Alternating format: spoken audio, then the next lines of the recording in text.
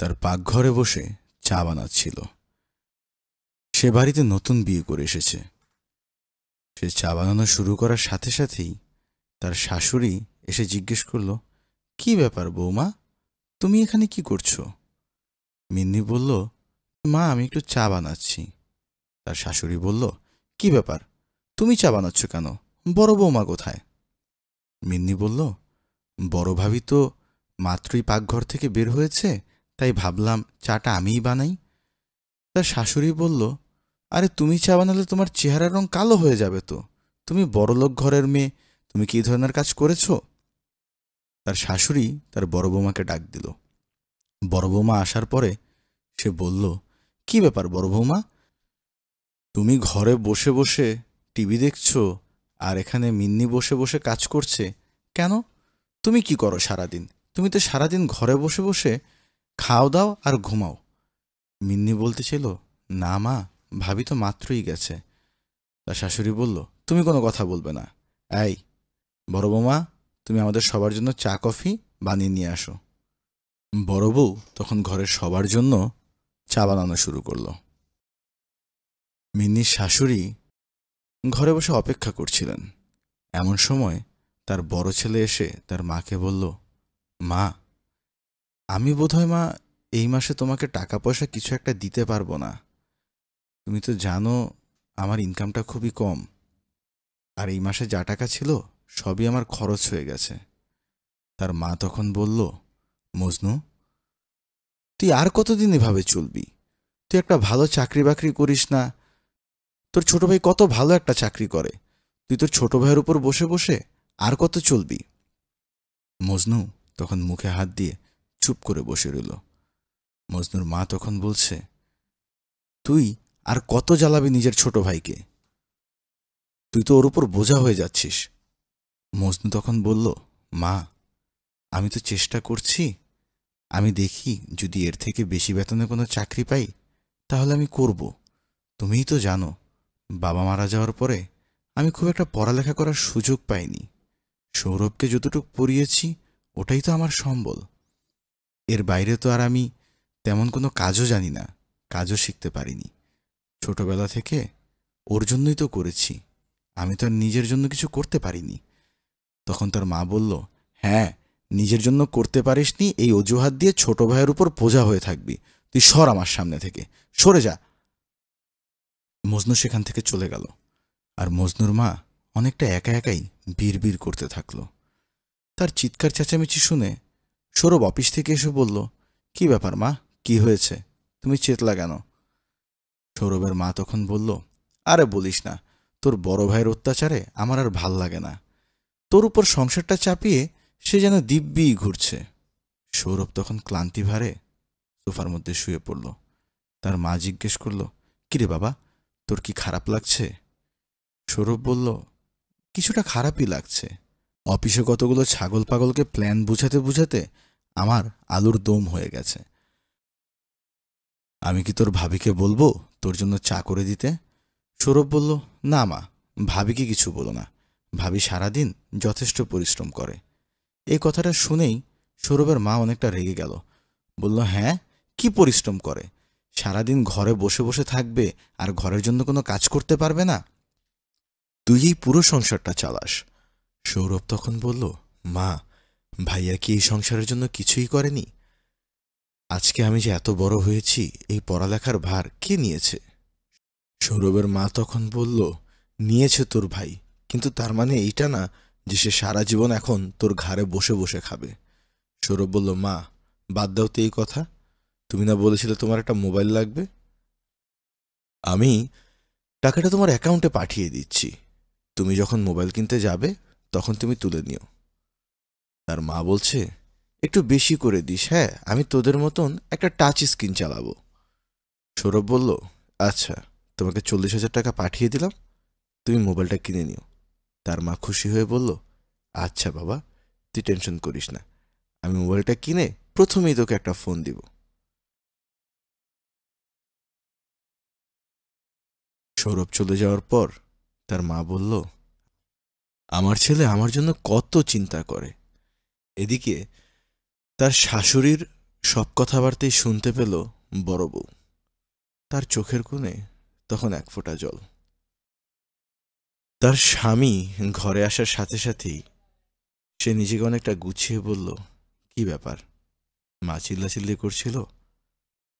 তার স্বামী তখন বলল, মার চিল্লাচিল্লি এটা তার নতুন কিছু না। আর তার যে চিল্লাচিল্লির কারণটা খুব ভুল তাও তো নয়। তিনি যে কথাগুলো বলছেন সবই তো সত্যি কথা, তাই না? আমি তো আর সংসারের জন্য তেমন কিছুই করতে পারছি না। সৌরভের তুলনায় আমি এখন এই সংসারের শুধুই একটা বোঝা। আর মাকে তো আমি বলিনি যে আমার টাকাগুলো আসলে কোথায় খরচ হচ্ছে। এখনো অনেকগুলো টাকা ঋণ, সেই ঋণগুলো আমি কিভাবে পরিশোধ করব মাঝে মধ্যে আমার মাথাই কাজ করে না। তার স্ত্রী জিজ্ঞেস করল, কত টাকা ঋণ আছে তোমার এখনো? সে উত্তর দিল, এই ধরো প্রায় 2.5 লাখ টাকার মতন।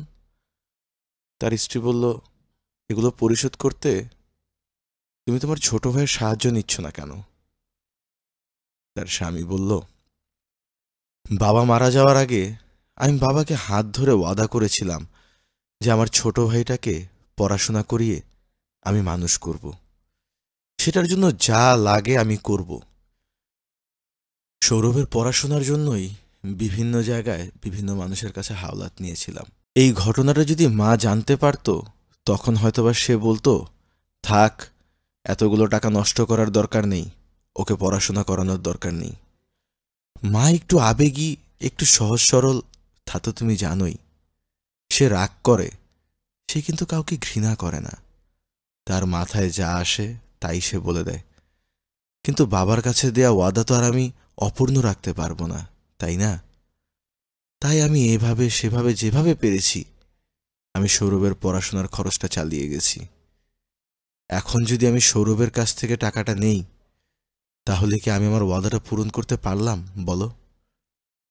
তার স্ত্রী বলল, আচ্ছা ঠিক আছে, এগুলো নিয়ে টেনশন করো না, তুমি গোসল করে রেডি হও, আমি তোমার জন্য একটু চা বানিয়ে দিচ্ছি, তুমি ফ্রেশ হয়ে যাও। তার স্বামী বলল, চা? তুমি যেহেতু বানাবে তাহলে একটু খাওয়াই যায়। কিছুদিন পর সৌরভের মা তার বড় বৌমাকে ডাকতে লাগলো, বড় বৌমা, বড় বৌমা, কি ব্যাপার, ডাকতে ডাকতে আমার গলার পানি শুকিয়ে গেছে, উত্তর দিচ্ছ না কেন? তার বড় বৌমা বলল, মা, আমার তো জ্বর, তাই একটু শুয়েছিলাম। সে কপালে হাত দিয়ে দেখল তাপমাত্রা ভালোই গরম।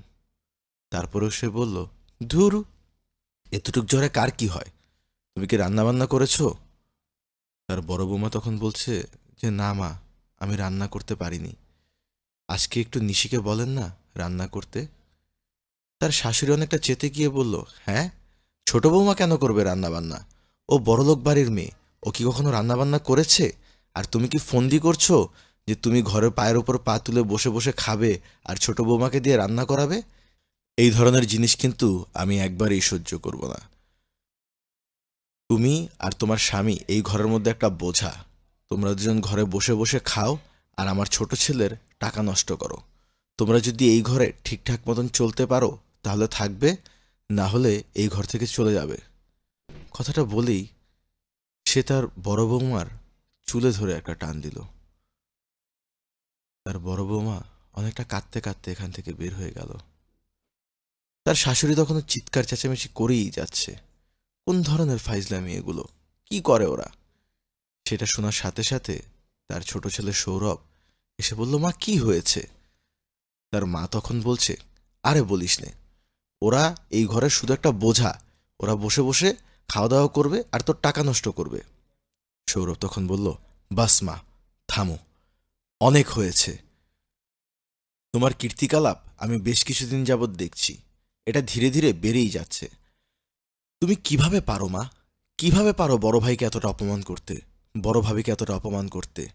তুমি কি ভুলে যাও এই বড় ভাই যখন আমি স্কুলে পড়তাম তখন থেকে ভাইয়া এই সংসার আর আমার পড়ার খরচ কিভাবে চালিয়েছেন সেটা শুধুমাত্র ভাইয়াই জানেন। সে দিনমজুরি করেছে মা, আমাদের জন্য সে দিনমজুরি করেছে। একদিনে সে 2টা 4টা কাজও মাথায় নিত। আজকে এখানে, কালকে সেখানে, তিলে তিলে সেই সংসারটাকে দাঁড় করিয়ে রেখেছে। তুমি কি জানো মা, আমার পড়াশোনার জন্য সে বিভিন্ন জায়গা থেকে লোন নিয়েছে, যেই লোন সে আজও পরিশোধ করে? তোমার কোনো খবর আছে? তুমি কখনো তাকে জিজ্ঞেস করেছো তার টাকা কোথায় যায়, তার টাকাটা কেন খরচ হচ্ছে? তুমি কিন্তু রাগ করো সে তোমাকে টাকা দিতে পারে না, কিন্তু সে টাকাটা কিন্তু সে এখনো আমার পিছনেই খরচ করছে। সে বাবাকে ওয়াদা করেছিল সে আমার পড়াশোনার খরচ চালাবে, তাই সে সেই লোনের টাকা আমার কাছ থেকেও নেয় না। তার মা বলছে, কি বলছিস তুই এগুলো? সৌরভ বলছে, হ্যাঁ মা, আজকে যদি আমি শিক্ষিত প্রতিষ্ঠিত হতে পারি তার সম্পূর্ণ অবদান ভাইয়ার। আর ভাবির সাথে তুমি চেঁচামেচি করো। তোমার খেয়াল আছে গত বছর করোনায় যখন তোমার আশেপাশে কারো যাওয়া নিষেধ ছিল, ভাবি তোমার রুমে যেয়ে তোমার মাথায় হাত বুলিয়ে নিজ হাতে তোমাকে খাইয়ে দিয়ে আসতো? সে কি তোমাকে কখনো শাশুড়ি ভেবেছে? সে তোমাকে নিজের মার মতন সম্মান করেছে। তুমি কিভাবে পারো তার সাথে এরকম খারাপ ব্যবহার করতে? তারা হয়তো বা আজকে কম ইনকাম করে, আমি একটু বেশি ইনকাম করি, কিন্তু তাই বলে মা তুমি এমন করতে পারো না। সৌরভের স্ত্রী তখন বলল, মা, আমার কিন্তু সংসারের কাজ করতে কোনো আপত্তি নেই। হ্যাঁ, এটা সত্যি যে আমি কাজকর্ম খুব একটা করতে পারি না, কিন্তু আপনি আর ভাবি যদি আমাকে শিখিয়ে দেন, আমি সংসারের সব কাজ করতে পারবো। এই সংসারটা তো আমারই, তাই না? কিন্তু ভাবির উপর একা চাপ দিলে এটা আমার কাছে খুব কষ্ট লাগে। মনে হয় যে তার উপর অত্যাচারটা আমি করছি। সৌরভ বলল, মা, এ ধরনের কথাবার্তা বাদ দাও। তুমি ভাইয়াকে ডাক দাও। ভাইয়া তোমার কথায় অনেক কষ্ট পায়। ভাইয়াকে ডাক দাও, তাকে একটু বুঝিয়ে বলো, দেখবে তার মনে যা কষ্ট ছিল সব দূর হয়ে যাবে। সৌরভের মা তখন ডাক দিল, খোকা, আরে আমার বড় ছেলে কোথায় রে? এদিকে আয় খোকা। তখন তার বড় ছেলে আসলো, জিজ্ঞেস করলো, মা, কি হয়েছে মা? তার মা জিজ্ঞেস করলো, বাবারে, আমি হয়তোবা কিছুদিন যাবৎ তোর ইনকামের উপর রাগ করে তোর সাথে অনেক বেশি বাজে ব্যবহার করেছি। বাবা, তুই আমারে মাফ করে দিস। তার ছেলে বলল, কি বলো মা? মা কি সন্তানের কাছে কখনো ক্ষমা চায়? তুমি মা, তুমি গর্ভধারিণী, তুমি যা বলবে তাই তো সঠিক। তার মা তখন অশ্রুসিক্ত চোখে বলল, না রে বাবা, আমি তোর সাথে যেরকম ব্যবহার করেছি সেটা কোনো মার ব্যবহার হতে পারে না। বড় বৌমা, তুমি আমার কথায় কষ্ট নিও না। আমি জানি আমি তোমাকে অনেক কষ্ট দিয়েছি। আমি যেরকম ব্যবহার করেছি সেরকম ব্যবহার একজন শাশুড়ির কখনোই করা উচিত না। আমার দুই ছেলে আর দুই ছেলের বউ, আমাদের এই সংসার যেন সারা জীবন টিকে থাকে, এটাই আমার চাওয়া। এর থেকে বেশি চাওয়া আমার আর কিছু নেই। ভালো থাকিস তোরা।